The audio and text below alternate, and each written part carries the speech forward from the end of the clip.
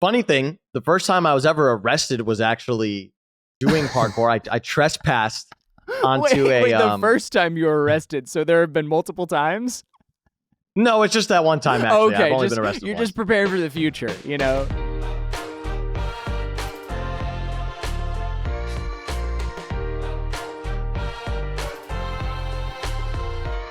Welcome to Trevor Talks Too Much, the show where I bring in some really cool people and talk to them a bunch, but hopefully not too much that it scares them away, because I want to make new friends and I want to make Rhett and Link proud, and that's why they gave me this show, I think. So hopefully I don't scare people away. I am your host, Trevor Everts. I am a master baker, mythical soft boy, and lover of Sunday afternoon naps on the couch specifically with the sun shining through the window. Today, I'm going to be talking to Myth, very, very popular streamer, former Fortnite professional. He's a great guy. We had a great conversation, talked about all sorts of stuff. We talked about our favorite outdoor hobbies. We talked about Nerf guns growing up as kids. We talked about our favorite chipotle orders, and it was a great conversation. Ollie's a great guy. Actually, speaking of chipotle, because I actually don't think I got into this with him, I'm very particular about my chipotle.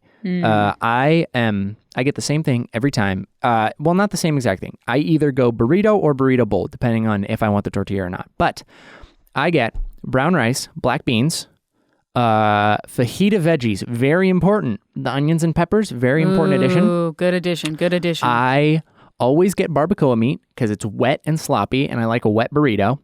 And then I get mild and medium salsa. I get cheese, and I get guac. And then if I get it in a bowl, I usually get lettuce as well. Never sour cream though, because then it gets too wet. They have the, actually, I ate a lot at Chipotle. There was a period of time where I was vegan for about a year. Little known fact about me. Oh, really? I did not know that. Excuse me. Yeah. I was vegan for like a year. And I ate a lot of Chipotle because they have the sofritas. And I actually don't know if they're vegan. I know they're not meat, but who knows if there's eggs in them. And then I wouldn't get cheese. But I was a bad vegan. I tried to do it good for a little bit. And then I progressed very quickly into the junk food vegan lifestyle. And I literally, because fun fact, Oreos are vegan. They are. And I was eating potato chips and Oreos for at least one meal a day. It was very bad. I also ate a lot of rice. Vegan, I don't have the willpower. Did you know that some potato chips, though, you have to check the bags. They make them with fish oil or some kind of fish stuff. So that also might not have been. Maybe I wasn't vegan. Who knows? I was a flexitarian too, because anytime I would go out with my parents, then I was like, well, I guess I'll eat meat this once or fish or something. But I don't eat a lot of meat in general. I'm not one of those carnivorous, oh, I love red meat every meal. That's just not my thing. I eat a lot of salads. But going full vegan was very hard. It was the dairy. The dairy is where they get you because I didn't miss meat as much. I wasn't oh my God, I want a steak right now. I want me a steak. It was more of oh God, everything that I love has dairy in it. Everything that I love has milk or cream or butter or something or some form of dairy, which was very hard. Also, being a baker and being vegan, how stupid is that?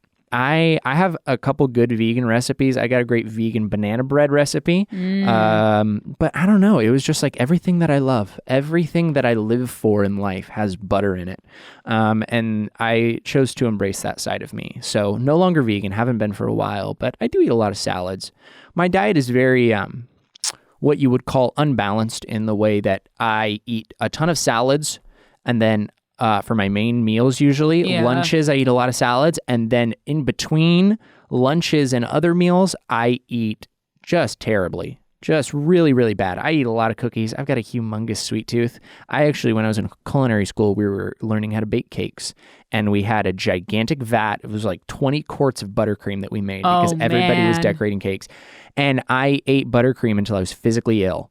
Frosting is the biggest part to cupcakes or cakes for me because it could be way too heavy or it can be just the perfect amount of lightness or it could just overtake the cake. Yeah, it's very, very important. And that's why I tell people when they ask me for cake baking tips, I say, frick the cake recipe. Buy a box cake. Betty Crocker did something right there. You can buy a box cake, but where you put your effort in is in the frosting, okay? Because that's what brings it home. And obviously the construction and flavors and whatnot. But if you can nail a good buttercream, you can bring any cake to the next level. And that's Baking Tips with Trevor. See you guys next time. No, I don't think that's the show, Jamie. But today, I'm going to cut myself off this time because I've been talking about frosting for way too long that now I want frosting. I talked to Myth today. It was so much fun. Ollie's a great guy. We had a great conversation. So let's freaking get into it. Myth, welcome everybody. Everybody give it up. Round of applause in your homes, in your cars, wherever you are. Hey Myth, how's it going, man? I'm doing great. How are you guys doing? Thanks for having me. Yeah, thank you for coming on. I'm super excited to talk to you. You've been in the GMM studio before. Yep. You've been on an episode. Will you Twitch, I think was our challenge that we did, or don't Twitch. Yeah, or will it Twitch.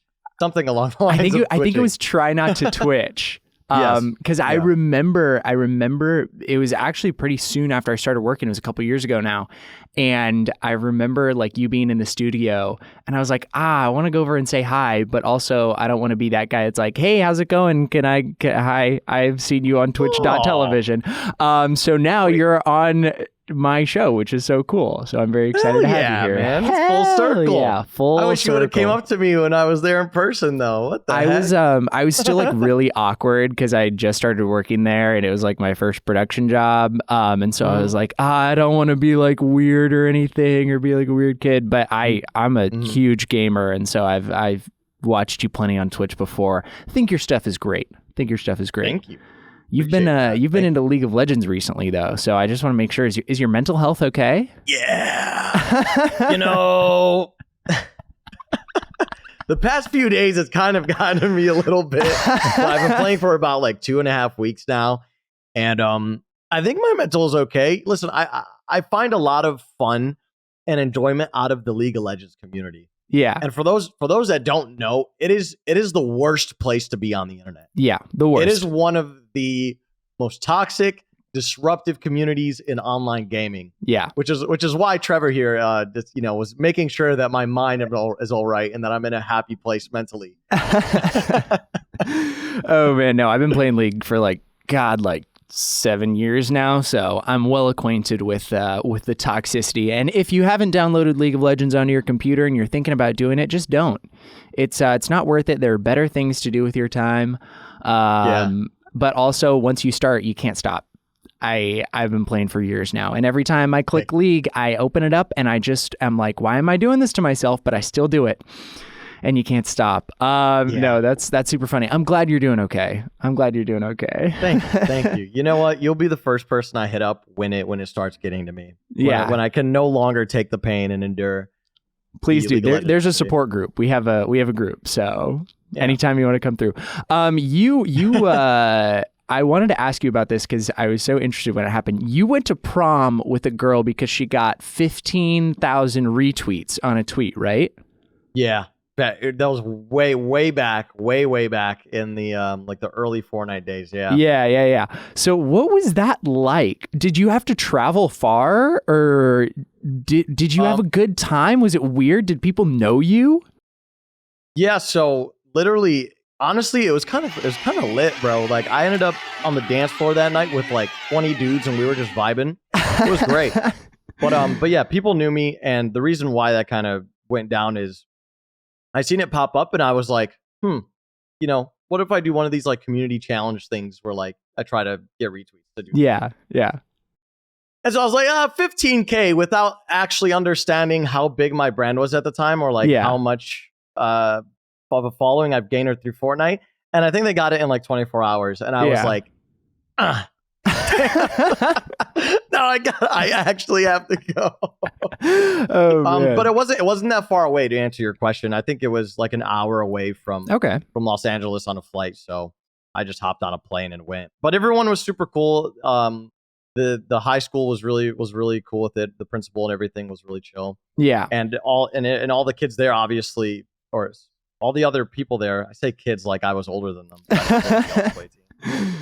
We're really excited to have me there, and I think in general it made the prom a really good time. Yeah, everyone involved, a lot of people enjoyed it. That's awesome. That sounds like fun. I don't know if I could do it. Like that would be a lot. Like from a social perspective, I feel like to just go to a school where you don't know anybody and you're like this quote like celebrity internet personality that's coming and hanging out. Like that would be a lot. That's I was green back then, bro. I don't think I could do it now, to be honest. Like, I was a green ass kid coming into this industry. I was like, whatever, I'll do whatever. Yeah. Sure.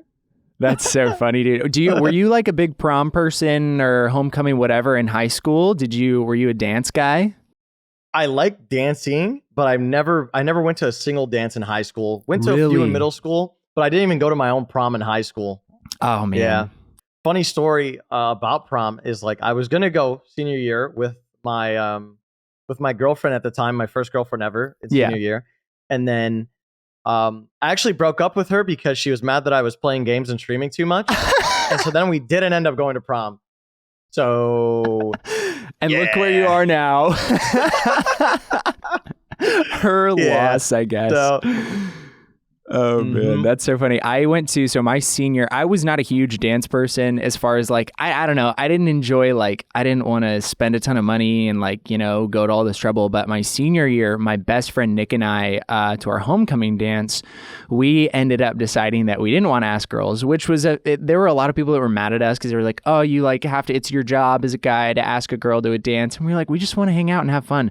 So we got matching onesies and wore them to homecoming. So he was Pooh and I was Tigger. And we wore matching onesies. But the most embarrassing part of it was I was elected to the homecoming court.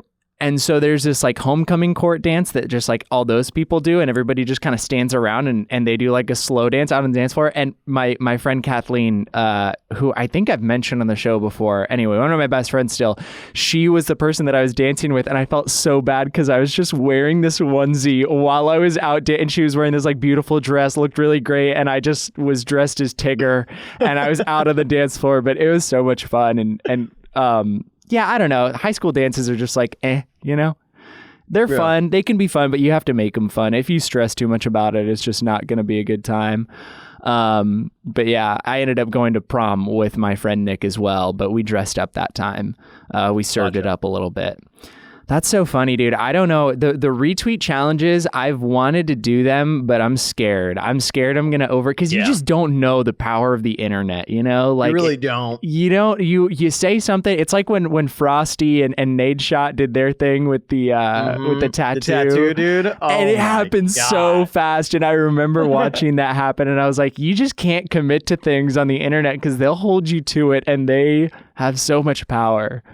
Oh man, it's always that funny saying, and I think it's like, yo, Twitter. It's like a thing now when these retweet challenges come up now, where it's like, yo, Twitter, make this happen, or like, yo, Twitter, do your thing. Yeah, and it's like it's the thing. Like, they just do it, and they're and just random people. I'll see tweets pop up on my timeline all the time of just like random retweets, and it's like people will do anything. It's a lawless place. There are no rules. That's so funny. You have or had in the past a chipotle burrito named after you. Oh yeah. Yeah?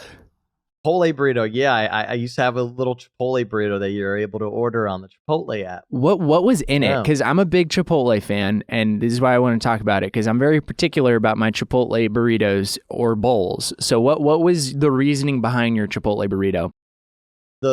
Okay, so like break down the innards? Yeah, break it down for me. Okay. Well, one, I was an unhealthy degenerate. Okay. And that is needed information because my burrito was like a triple dairy. So it was like double chicken burrito with cheese, sour cream, and queso. Corn, the corn salsa. And I think that was literally it. Like, that was my burrito. Oh, my gosh. The heart disease burrito at Chipotle. It's brought to you by Myth. Yeah. It was heart disease, and people loved it.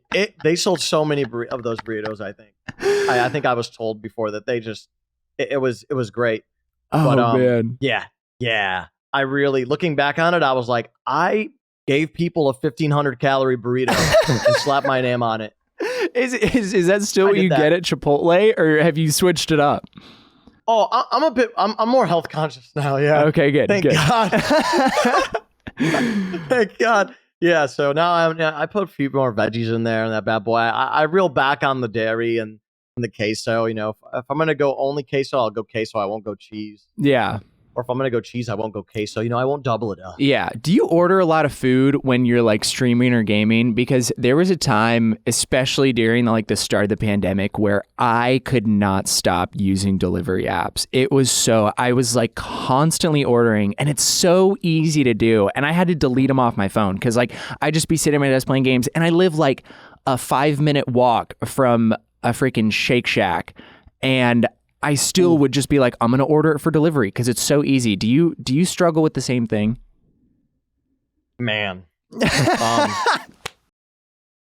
I don't know if the word is struggle. It's different now. Yeah. Because it's like, it's part of the lifestyle, man. Yeah. It's bad. I've just accepted it as a way of life. Yeah. So, yeah, every meal for me, pretty much. I try to be a good boy and cook breakfast. Yeah. But every meal for the most part is delivered. Really? It's yes. It is bad. It is a bad thing. Dude, because I cook, I'm on Mythical Kitchen, and so I cook a lot during the day, during the week. That's like my job is what I do. I cook food for our channel, for GMM, all that stuff. And I just find that when I am cooking, I also went to culinary school. I don't know if you know that. You probably don't. I don't know why you would. I know. So I'm a chef by trade. But I cook all day at work, and then I get home and I never want to cook at home. It's one of those things where I think a lot of people that play video games kind of get into the same thing. I have a few friends who are RuneScape content creators. And they play RuneScape all day to make videos. And then they're like, I don't play the game for enjoyment anymore. And I feel like I'm the same way with cooking, where I go and I cook fun food at work all day, and I'm doing really cool stuff. And then I get home and I'm like, I don't want to cook more now. So then I either stop somewhere on my way home, I order food, or I eat a ham and cheese sandwich with sriracha sauce, which is my go-to. I eat that a lot, but banger. It's hard, man. I had to delete them for a bit because it was out of control. I was ordering too much. But you're right. It's part of the lifestyle, Yeah. You start queuing up for games. You don't want to leave the computer. You got the friends on, the homies on. It's hard to get off.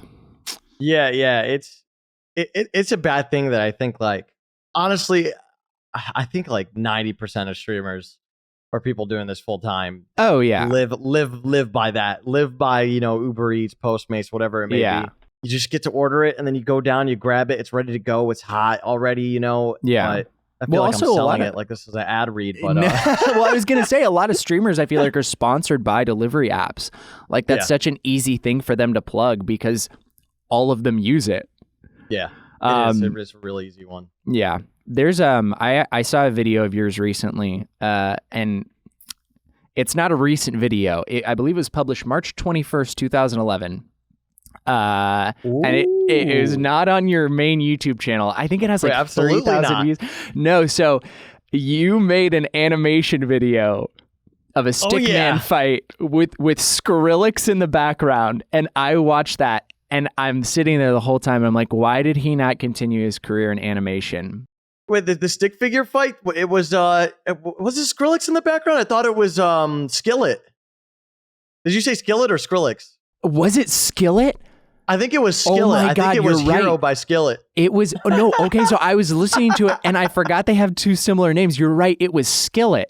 And it unlocked a memory in my head. I don't know why I said Skrillex. In my head, I was like, yeah, Skrillex. Skillet. I forgot about Skillet. Sounds similar. I forgot Skillet even existed Christian until you rock. said that. Dude, and stick figure animation, baby. Oh my God, with the unregistered Hypercam 2 up in the corner. Yeah. Classic. Yeah. What was the story behind that one? So one of my cousins was actually getting into like animation, I guess, and he was doing stuff on his computer. Yeah. Where he would animate little small things. And I was like, oh, this is so cool. I wanna learn how to try to do it. Yeah.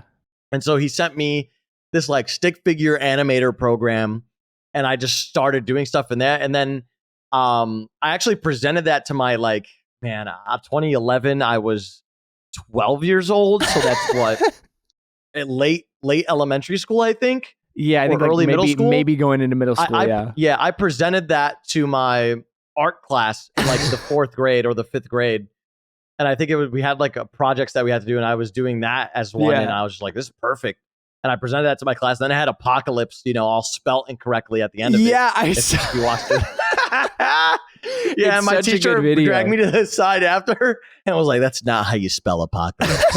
It's spelled with an I, I think. Yeah, I was like, "Here you go." He's like, "Here's how you actually spell apocalypse." Oh man, it should have more views. It's probably one of the best animations I've ever seen, and I think that you should delve back into that. You should get back into the animation. Flash zombie attack at the end. Yeah. No, that was great. The storytelling was phenomenal, and I love like the Microsoft PowerPoint intro, directed by Ali, and then it was perfect. Honestly, yeah, that was Windows Movie Maker, baby. Oh yeah, Windows Movie Maker. Oh my gosh, I don't want to get into the school projects I've done on freaking iMovie and stuff like that. It was some pretty bad stuff. I've gotten into it actually in a recent episode, so we don't need to bring it back up because I don't want that video to get more views, but. Oh, you uploaded them to the internet too? Yeah, I uploaded them to the internet, and they're there to this day, and it is very embarrassing. So yeah, we don't need to get into my embarrassing stories. We do that enough on the show. Oh man, you've been into a little parkour in the past too. Oh yeah, wait. In terms, okay, how past are we talking here?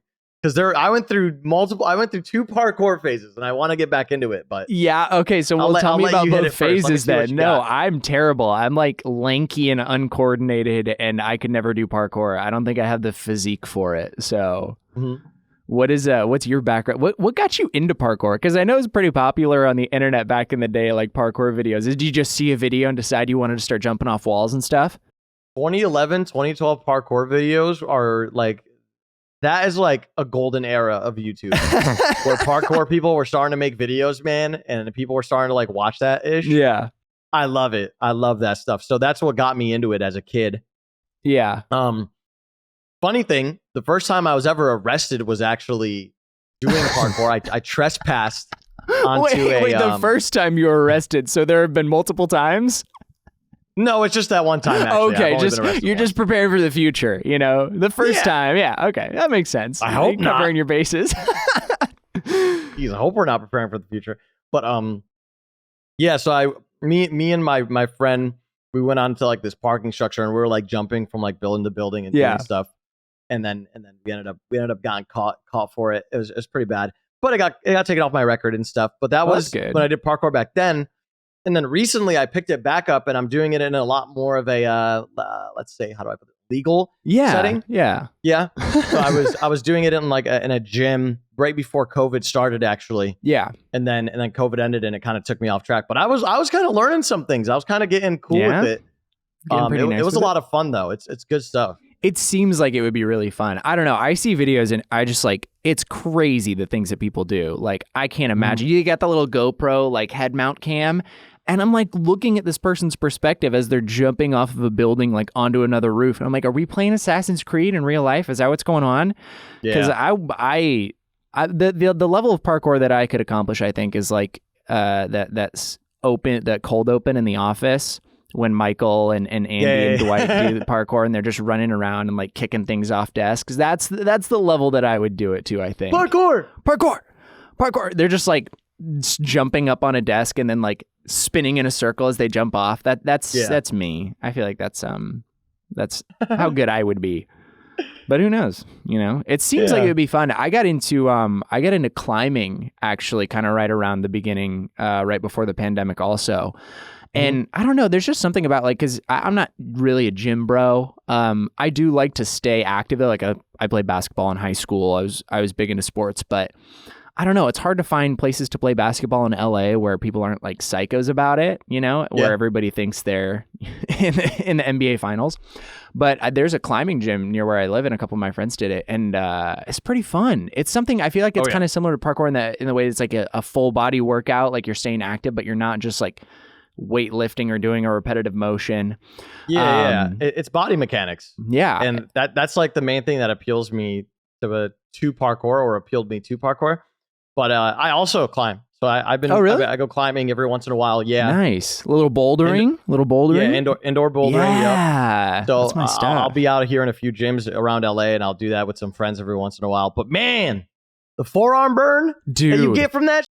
It is crazy. Woo! I remember the first time I did it and I was like, what? Because when you're doing it, it's not too bad. You don't really feel it. Like you get tired. But I remember the next day I went to work and I was like, my whole body is just like tense. I cannot move my muscles. It was like every single muscle on my body was burning. So if you're looking for a full body workout out there, check out climbing. It's pretty fun. It's also a very like social sport, which is nice.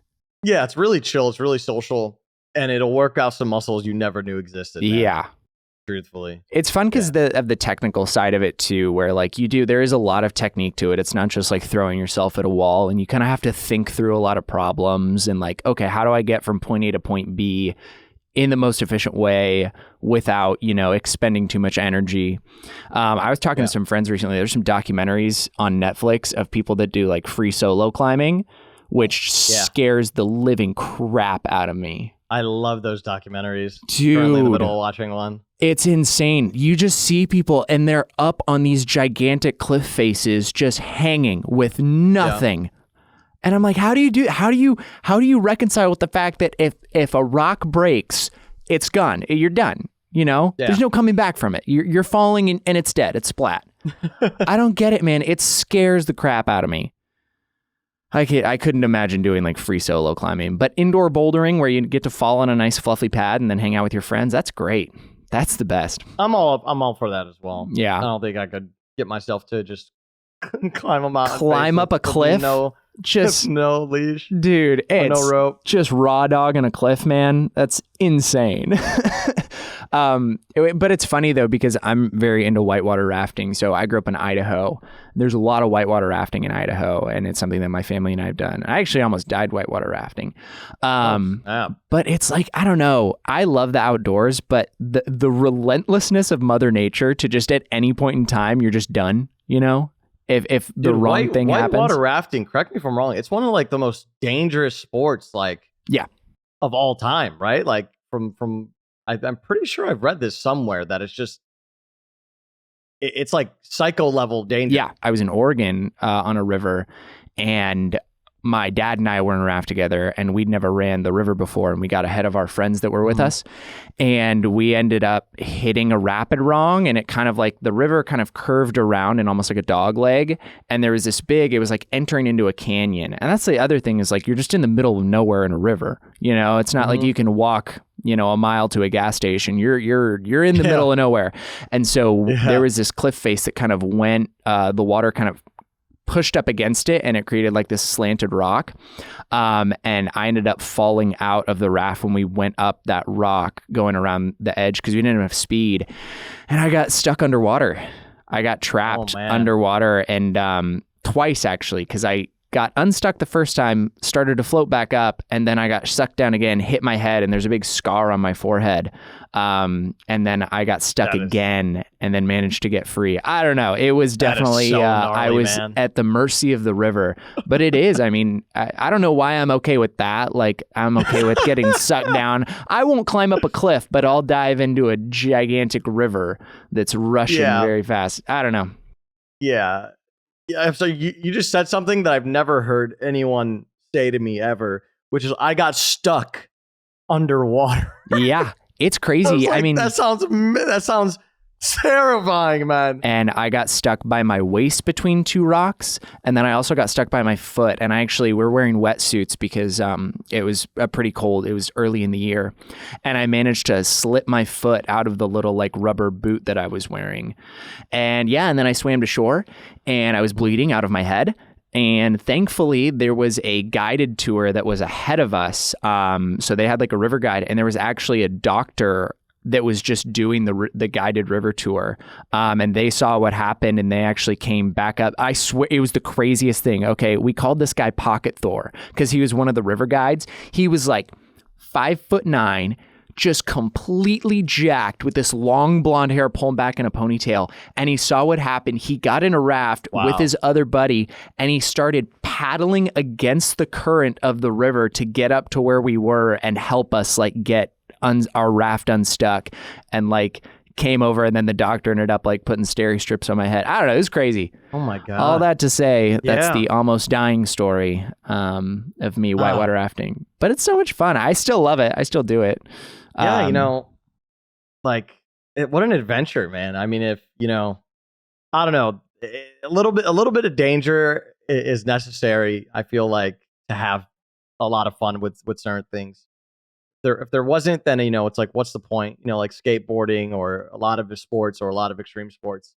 So there is something freeing about like not having any control at some point, where it's like, okay, like whatever happens. I can't do anything about it. However, I would not like to do it again, because getting stuck underwater in a river, not super fun. Absolutely. Do you have any near-death experiences? No, not like that. I mean, once I like drowned as a kid, but like it wasn't that crazy. Well, it still sounds like you almost died. Yeah, but like everyone was there, and then I just couldn't swim, and then they just picked me up out of the water. Oh, nice. Okay. Happy ending. I wasn't like alone, and then I was like fighting my way underneath the water, and there was you should tell it like tides. That. You should tell it like that next time. It's not as cool. Your near-death experience is cooler, man. You've done shock therapy. Is that true? Not exactly. Not exactly. Let's get into it. I want to hear about this. So, I was just up one day, and I realized I couldn't go to sleep because my streaming schedule used to be like, I used to start streaming at like 7 p.m. Sorry. Yeah. And then I used to stay up all the way till like 5, 6, and then go to sleep. Yeah. But back where I used to live, I didn't really have curtains to block out the sun. So I just couldn't go to sleep. Yeah. I seen the sun come up and I was like, I'm awake. Yeah. Here we go. Now, I decided to vlog that entire day and put it on YouTube with the fact that I just couldn't go to sleep.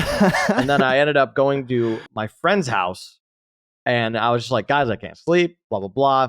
And he's like, hey. His name is Michael Reeves, by the way. He's a really, really fun guy. I know Michael. Yeah. He was like, hey, I have these shockers. Maybe that'll keep you up a little bit longer so that you can reset your sleep schedule. Crazy idea. Like, oh my god. Let's explore it. And I was like, you know what? Fine.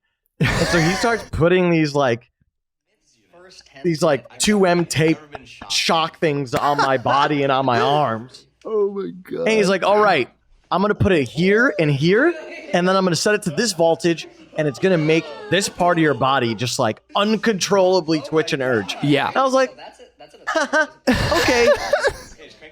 And so he does it, and like my arm is resting normally. Yeah. And then he activates it, and my arm just goes like this. Oh. Forcibly. So, yeah. I don't know if therapy is the word I would use, but we experimented with the idea of electricity and. Well, I actually did that when I was in high school playing basketball. I was going through a growth spurt, and I ended up getting this like really bad back pain. It might have been like a pinched sciatic nerve or something, but like debilitating. Like I would be playing basketball, and then all of a sudden I was just like on the ground and couldn't move.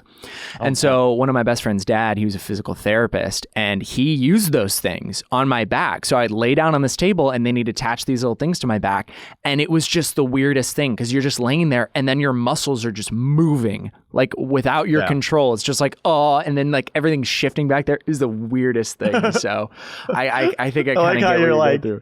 I'm like feeling my back. It's like ghost pain, dude. It's like coming back. I can just feel the muscles spasming. Oh man. So you've been playing a little bit of League recently. Any other games you've been into? This is a question for me. I don't know how many of you out there listening are gamers, but if I'm going to have Myth on, I'm going to talk to him about video games. So bear with me. Yeah. So primarily it's been League of Legends and then like Valorant. I need to get back into Valorant a bit more. Hey, you know what you should do is you should add me on Valorant, because I've been playing the games that I've been playing like the majority of the last few weeks are Valorant, League, and then Escape from Tarkov. So my mental health is in the toilet. Ooh. But anytime you want to play some EOT. Yeah, dude, it's bad, man. That is the most infuriating game. This is a little niche reference out there for everyone. Not really. Tarkov's a big game. That game makes me so mad. It is one of the most infuriating games, and it's such bait because you can have so much fun in that game, and you can be so angry that I just want to throw my computer out the window. But yeah, we don't need to get into my Tarkov troubles. It's okay. I don't want to get into it right now. Yeah. But yeah, just for me, that's really just been League of Legends the past like 2-3 weeks. It's been a bad addiction. It really has. It's I tough, need to stop. Do you what are your like do you have any like childhood games that you have any fond memories of, like your favorite games from your childhood? Oh man, so obviously the OG Halo series, Halo Combat Evolved, I think is good. I have crystal clear memories of playing certain campaign levels like as a child. Yeah. I'm glad there was a right answer and that there were right answers and that was one of them. So I'm glad you got that right. Okay, great. Awesome. And then another game that I really loved as a kid was actually Jak and Daxter. Jak and Daxter? I don't think I've ever heard of that.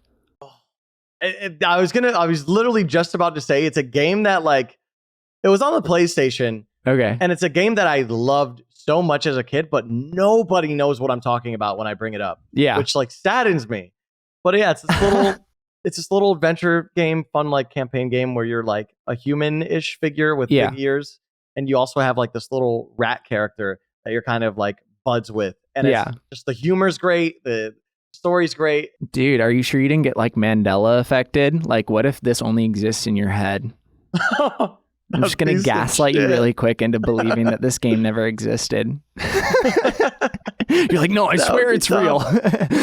Oh man. I played a ton of Halo as a kid. That was like, my parents actually, they hosted a college group at their church. And so back in the day when I was like 7 years old, maybe 8 years old, we would have big LAN parties at our house. So all these college students would bring over their Xboxes and their TVs, and we'd run the cables through the house, and we would have these gigantic Halo nights at our house. And so I just remember being a kid and like running around to all the different rooms. And then like when I finally got the chance to play, and like I was just so bad at the game and I was just getting dumpstered by these college kids who I thought were so cool.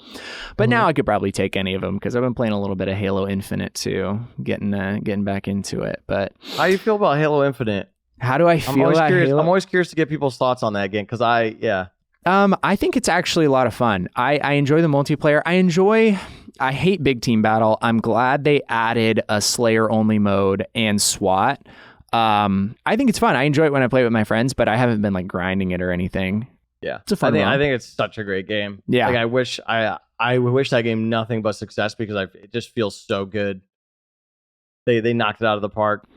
I'm also like in this limbo zone of where I like to playing Halo, and then I've been trying to get better at Valorant and grind Valorant more, and so then I hate playing different shooters and then going back to like one because then I feel like it just messes with my aim. So then I'm like, I just want to play one game and be good at it, but I'm not good at any game, so I just need to give up, I think.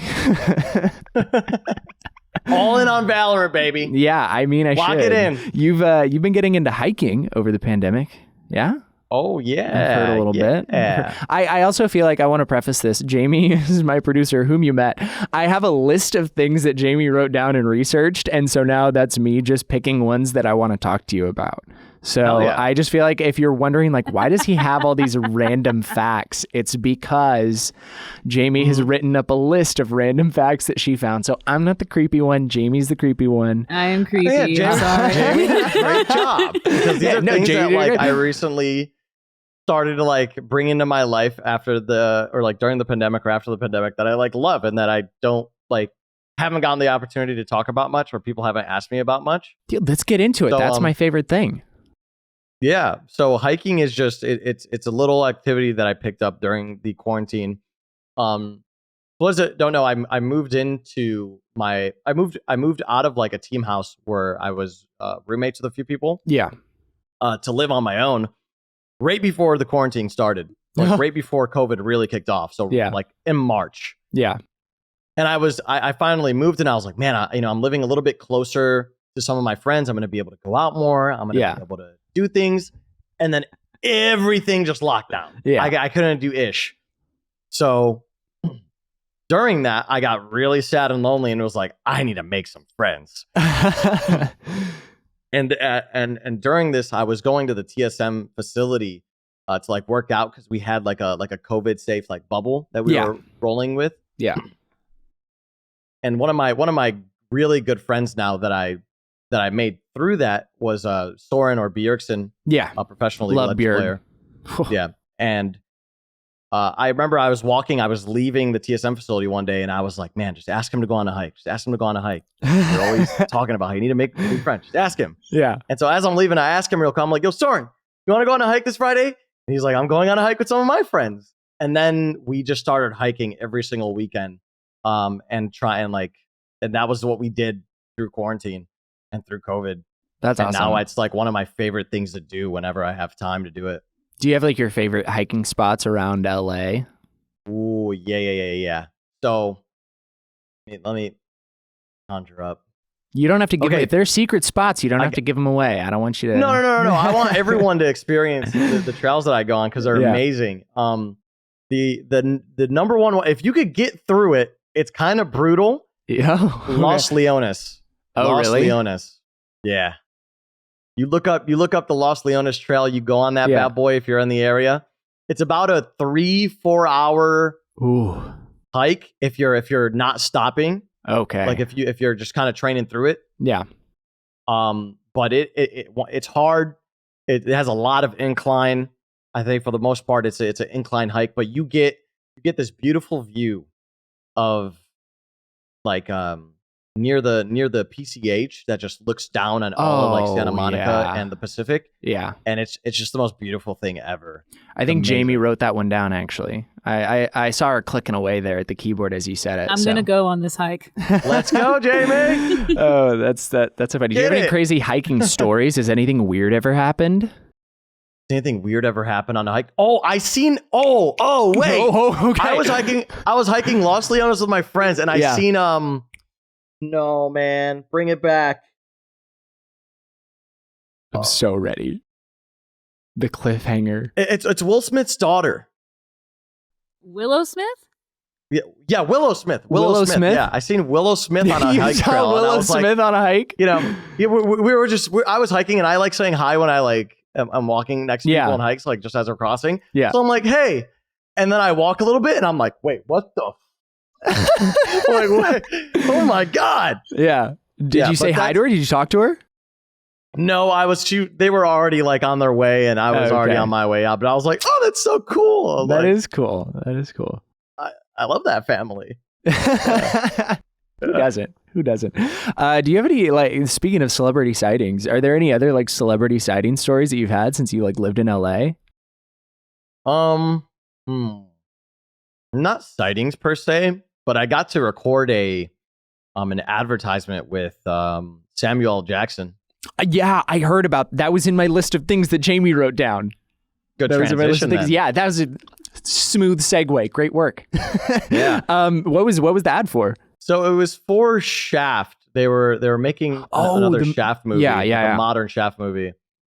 And we did this little ad segment, and it's crazy the way that it ended up coming to fruition because my manager hit me up and was like, hey, you wanna like stream and promo this movie Shaft? Yeah. And I was like, sure. And then he hit me back up an hour later. I was like, hey, would you actually be down to do like a in-person thing for it where you like, you know, just like a normal, like record a little thing for it. It goes up on YouTube. I'm like, sure. Yeah. He's like, okay, so like now they want to like have Samuel L. Jackson there and you'll get to meet him for like 10 seconds and you'll record thing. I'm like, absolutely. Dude. Yeah. and then we get there and the day's going and we're recording everything and me and him end up shooting for like 2 hours. Oh my God. So I get to like do multiple scenes with him. I'm doing takes with him. I'm watching him do his thing and interact with the production. Yeah. And I'm just like, dude, I'm straight up acting with Samuel L. Jackson. That is so cool. Yeah. That's probably my craziest like celebrity story. Dude, that I have in my pocket. Dude, Samuel L. Jackson, he's just like one of the coolest people ever. Like, how do you get that cool? He's the original BAMF. Like, oh man. And he's so cool in person as well. Like, he's such a nice dude. I believe that. He knew that I wasn't like, you know, too acquitted to acting and I was a little bit nervous and he was super thoughtful of it. So oh, that's awesome. I appreciated him a lot. Yeah. Yeah. I used to have, so I worked, before I worked here at Mythical, I worked at a bakery in actually the Grove. So right there in West Hollywood. And we used to have some people come into the bakery that I worked at. And I'm trying to think of the people that I met. I met Lawrence Fishburne, which was really cool. He's a cool guy. He was very nice. I met Weird Al, which was like the best thing ever because he was like my hero when I was in 8th grade. I don't know. Yeah. I love Weird Al. Also very excited for the movie coming out about him. Who's playing him? Someone's playing Weird Al, and I can't remember who it is, but I'm very excited for the person that's doing it. I remember being excited at least. Daniel Radcliffe. Oh, yes. He's going to be so good. He's going to be so great. It was nice, though, working at the bakery because I made all the croissants and stuff there and all the pastries. And so I worked in the back in the kitchen, but there was this big window out into like the main area.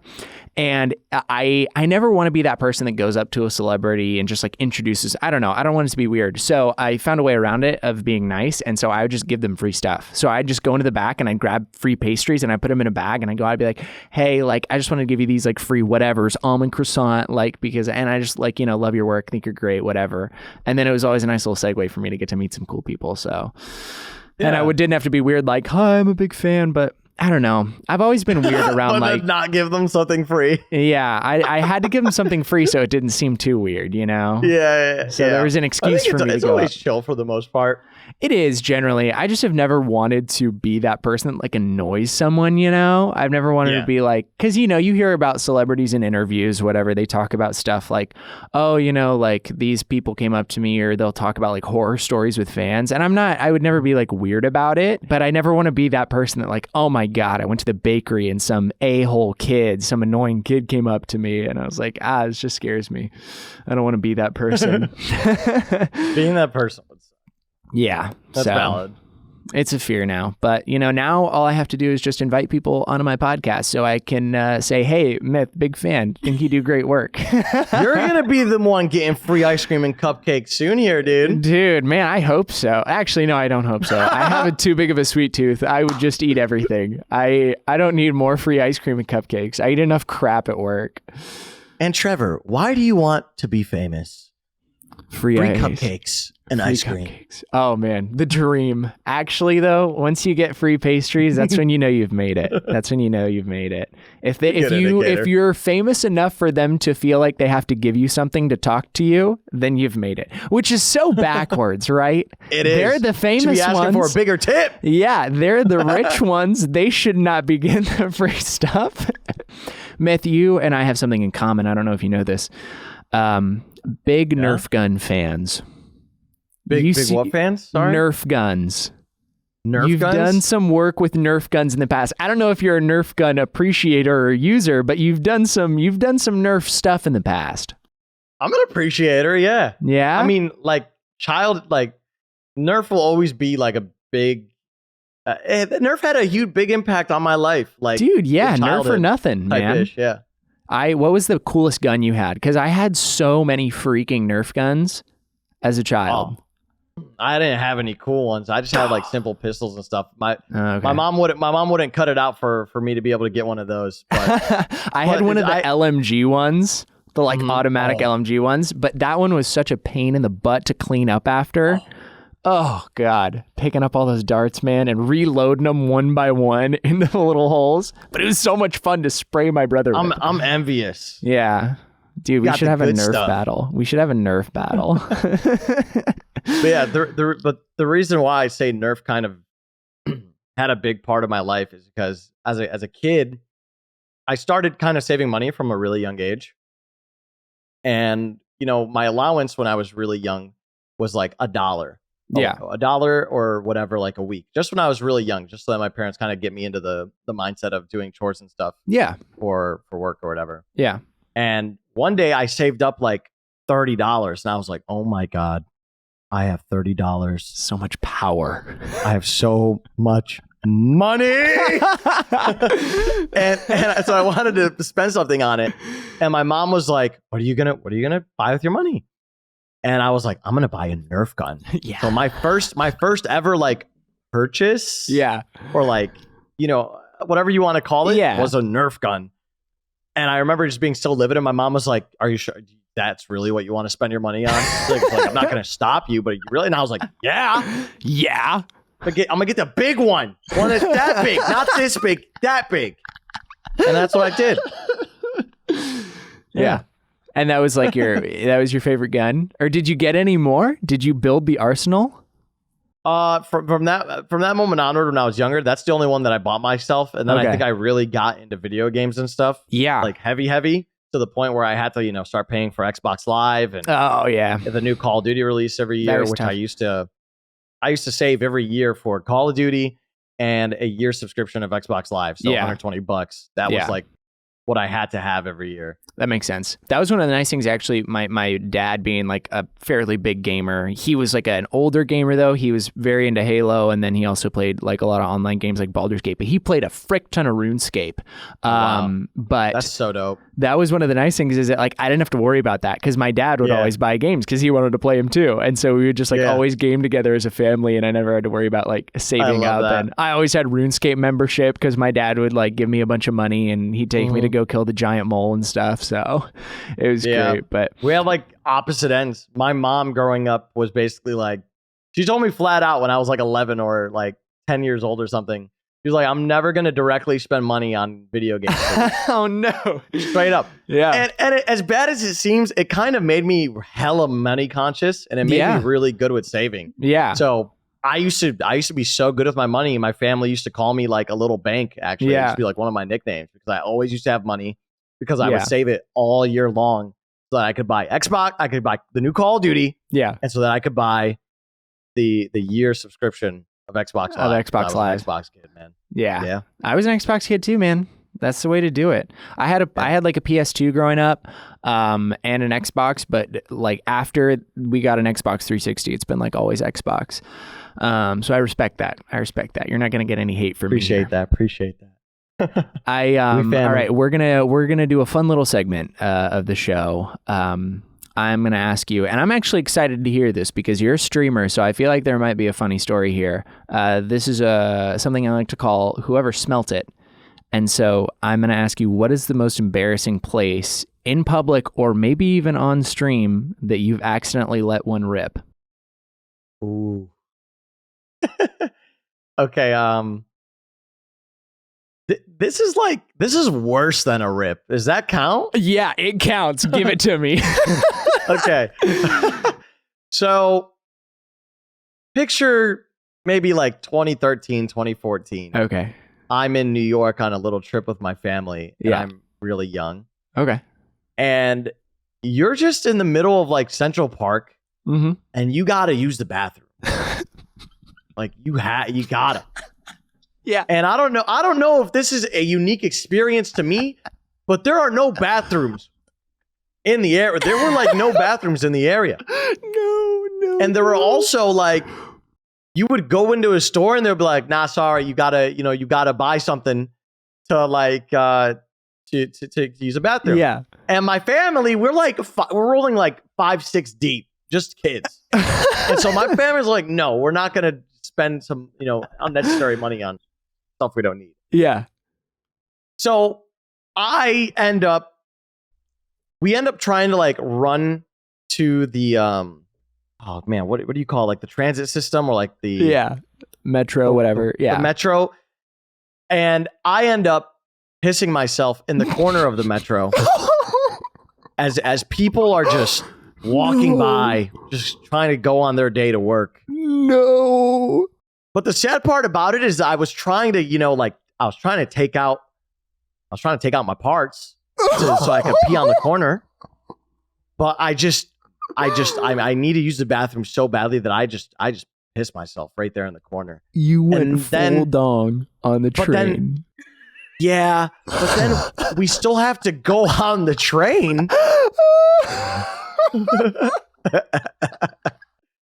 So I get on the transit or the train, and I'm just there with my piss-soaked pants, just like stinking it up in the entire thing, man. And I'll never forget, there was a dude in front of me playing Grand Theft Auto on a PSP. What? Listen, I looked for an escape during that very awkward moment of my life. And all I could remember in that moment, I was like, man, I'm just really focused on this dude playing Grand Theft Auto San Andreas on his PSP. Because I could hear it. Like I played the game. I could hear it on the speaker of the PSP. Yeah. And I was like, he's playing Grand Theft Auto. That's so dope.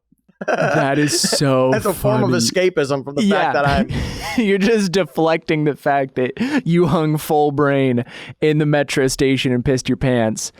Yeah. That is wow. Yeah, it's not just a fart. It's a full experience. No. Yeah, that was a full mess. Arguably worse. Full mess made. I think that is very much, I don't think it's even arguably worse. I think that is worse. I mean, that is the level of embarrassment to farting in public versus straight up pissing your pants. Now, you were younger, so we'll cut you a little slack there.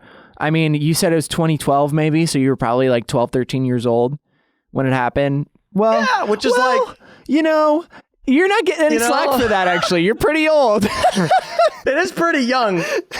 That's old enough to probably not piss your pants. Yeah, exactly. Maybe why didn't you just I feel like the better place to do it would be like in Central Park, like find a tree, find a bush. But yeah. I don't know, man. That's tough. It is hard with the public bathrooms, though. They're sticklers about it. There's a lot of places. Well, that is... And pee does smell, so we're going to count that as a smelling story, as whoever smelt it, because pee does smell. That is so funny, dude. Oh, my God. What a great story to end on. What a great story to end on. Thank you so much, man. Whoa. What? How about you? You want me to tell a story? Yeah, does it have to be a pee? Okay. You got a smelt it story? I got, let me think now. I'm trying to think if I have anything pee related. Because I feel like I don't want you to feel too embarrassed. So I'm going to try and match it with something. Oh, he's just too cool. I don't know if you've ever experienced this phenomena, but have you ever nervous pooped? Like, have you ever been so nervous or like, and this is when I was a child. So you know how like sometimes when dogs get excited, they'll pee or they'll poop. So like I did that, but in human form one time where I was over at my friend's house. I was probably like first grade, maybe we'll call it first grade. Mm-hmm. I went over to my friend's house who I really liked hanging out with. It was my brother and I were over there because our parents were hanging out. And so we were hanging out with my brother and I were hanging out with her and her brother. They were so cool and fun to hang out with. And I got so excited and I just got this like rumbling in my stomach because I was so happy. And I was like, oh my God, I got to freaking poop. And I had a blowout. Like, I don't know what it was, but just, I went into their bathroom. And the saddest part is, I went into their bathroom. I freaking pooped so much. And I stunk up the bathroom so bad. And by the time I was done, we had to leave. I literally wasted the entire time of us being able to hang out. Parents were like, all right, we're ready to go. And so I was like, I just got so excited to hang out with my friends that I pooped that I didn't even get to hang out with them that much. Damn. And I stunk the heck out of their bathroom. So Amanda, I'm sorry. And Dylan, I'm sorry. I hope that you don't remember that because it was a very embarrassing moment for me. I don't even think I actually went over back to their house. I still went to school with them, but I don't think I ever went back to their house, probably because the bathroom was so stinky. And it was really sad. I was so sad after because I was like, oh my God, I just wasted the entire time because I was so excited that I had to poop. That is great, though. Find you a friend like Trevor, you know? Gets so excited to hang out that he just poops. I'm like, holy crap, I can't wait. That's going to be me if you ever like ask me to play video games and then I'm just going to be like, holy crap, give me 20 minutes. Give me 20 minutes and then I'm ready. Oh, man. Well, all right. Thank you for you've gotten it out of me. Yes, you're welcome. I hope that was satisfying to you, as satisfying as your story was to me. Oh, it was. It was. I mean, can we be friends? Are you going to give me your number? Okay, if I DM you on Instagram, are you going to ghost me, or do you think we could talk again sometime? You know what, Trevor? We could talk again. Really? Yes. Dude, let's freaking go hiking. I want to go hiking with you. I'm down. Or climbing. I'm actually so down. Or play League or Valorant. We love bringing people out hiking, rock climbing, whatever. The more the merrier. So you're welcome, Trevor. That'd be awesome, dude. You are welcome. I love that. Hit me up anytime. Let's freaking do it. Thank you so much for coming on, man. This is a pleasure. Oh, thank you guys for having me. This is honestly a lot of fun. I'm glad you enjoyed it. I had so much fun. Yeah, hopefully we can talk again sometime. Anytime you want to hang out, man, even if it's not in podcast form. I'm down whenever. So thank you very much. Plug yourself. Sorry, that was a smooth transition. Tell people where they can find you. Yeah, just whatever platform you're on, just type in Myth. You'll find my stuff. You'll see my face or TSM. It's some of it's my Instagram's like TSM_Myth. My Twitch is Myth. Yeah. Twitter is Myth_, but just Myth and then whatever, and you'll find me. Yeah, he's got a lot of followers. He pops up pretty quick there in the list. So it's the gamer boy. It's the gamer boy. It's not me. Yeah, everybody go check out Myth. He really does make some amazing content. He's super funny, plays a lot of video games, and he's very good at video games too, which is a bonus. So yeah, please go check him out. Go follow him on all the platforms. And yeah, thank you so much for coming on, man. Thank you guys once again. It was great. Jamie, Myth has left the proverbial building per se that is our digital setup. How do you think it went? I liked, because I know that you like to game, so I'm sure you were like super excited for this one. I was. And I would love, honestly, if you guys go on a hike, I'd like to go. You want to come with? I'll see. Down. I'll talk to my people. I don't know. It's not invited. I'm not like, no one wants to be my friend, but you know what I mean. He seemed to love you too. He was interacting with you too, which is great. No, I wanted to, if I had my way, I would have talked to him about video games for like 4 hours. But I know not everybody out there's a gamer, not everybody just wants to hear me blabber on and on about how bad League of Legends is. So it was hard. I had to cut back. I had to pull back, but I did get a little bit in there because I wanted to. He's a streamer. That's a big part of his life. It's a big part of my life, so I wanted to talk about it. But I hope I didn't game out everyone too much. So. No, it was small and, little bits and pieces, here and there. Yeah, here and there. No, he seems like a great guy. I genuinely want to be his friend. I feel like I've been that way about most people thus far, but I'd love to hang out with him. That would be really cool. I wasn't kidding about the hike. I'm going to ask him. I'm going to be annoying on twitter.com. I'm going to DM him and be like, hey, about that hike there, fella. You want to go? Well, everybody, thank you for listening to Trevor Talks Too Much. Hopefully I didn't, though.